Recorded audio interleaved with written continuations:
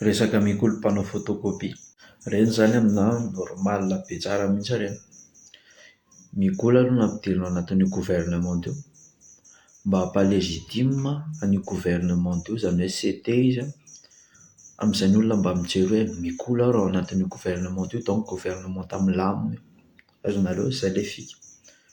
Dia lôjika be indray aty aoriana satria izy mpitolona, lôjika be raha sombaina ny imaginy. En même temps manao politika eto Madagasikara zany efa tokony misatendre amin'ireny.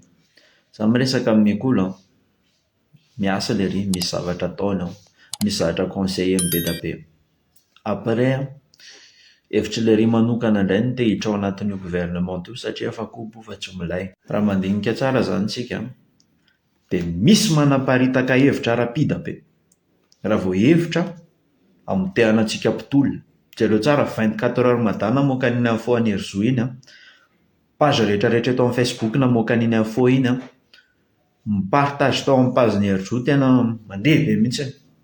Zavatra ohatry ireny nefa mila mahatonga sainantsika hoe maninona rehefa hifamotika dia miparitaka ngeda be ohatry ireny information. Za kosa nefa mikozy tsy milay ireny ataon'i Herzou ireny.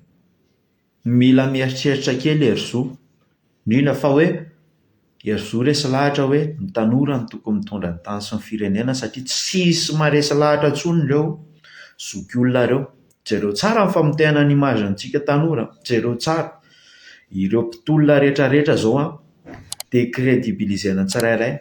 Jereo Alicia, jereo ilay zandry kely tao amin'ny Asedumada iny Herzou lazaina fa niaraka tamin'ny Orange dia tonga indray aty mikolo lazaina fa mpanao photocopie.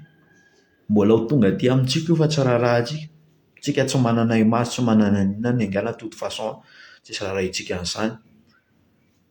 Manontsana kosa aloha nefa ny anaran'ireny zavatra notenenin'i Herzou ireny satria mila misaina tsara.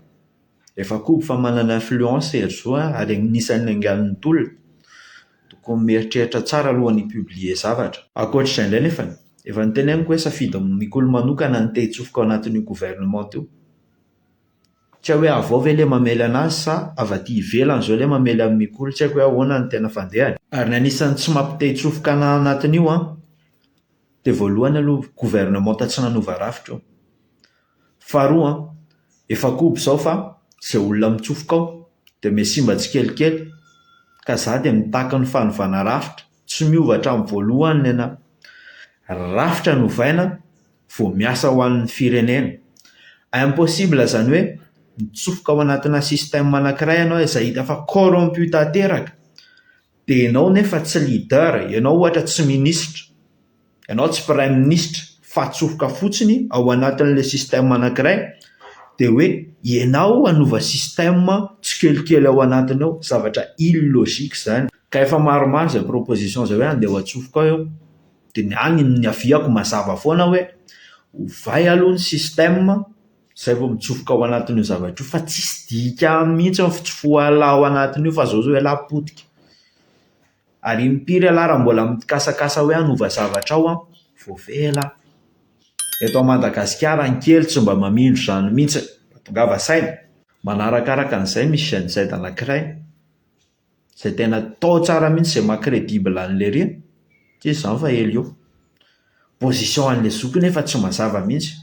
Mahatonga ana miteny hoe tsy mazava miaraka amin'ny Maître Rayanitra foana. Maître Rayanitra izay niteny hoe tsy hisy ny fanovana rafitra eto Madagasikara. Dia tsy lôjika mihitsy izany amina. En plus n'izay izay mbola variana miady hevitra teny amin'ny CCI ny GNZ rehetrarehetra fikambanan'ilay GNZ eo tonga dia mihazakazaka mandeha manao conférence de presse. Avy eo vita amin'ny conférence de presse miresaka tavandreniny ary amin'ny miaraka amin'ny oligarque. Izany tsisy miteny fa ny olona izay niady tena kianja rehefa hamotika ny imagin'ny olona niady tena kianja mirotoroto ny Facebook mianakavy miteny hoe mikolo ohatr'izao, mikolo ohatr'izao, mikolo ridicule, mikolo zaza ohatr'izao. Herzou manaratsy an'izao Herzou. Discible sika. D'un côté zany ny image ny sary mivoaka amin'izao dia hoe eto ary mikolo ry GNZ, ry Herzou, tsika rehetrarehetra izay tsy mikatona loha malemy mifampiana.